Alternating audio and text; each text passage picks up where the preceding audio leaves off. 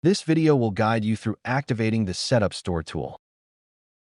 After purchasing the solution package, the system will send you a confirmation email. Open this email and click on the attached Google Drive folder link. This is your complete resource package. Download the Setup Store tool. Next, extract the downloaded Setup Store file to your computer. After extraction, open the extracted Setup Store folder. Run the setupstore.exe tool.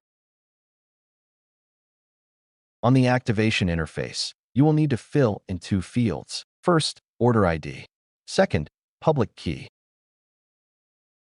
Open the email the system sent you, which contains the order ID and public key. Copy the order ID first. Return to the Setup Store tool interface. Paste the copied order ID into the corresponding field.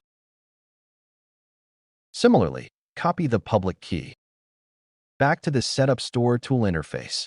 Paste the copied public key into the corresponding information field. Then click the Verify button to activate. Wait about 1 minute for the system to check. After successful activation, you will automatically enter the main interface. Now you can use the tool to start building your store. That's it. Good luck.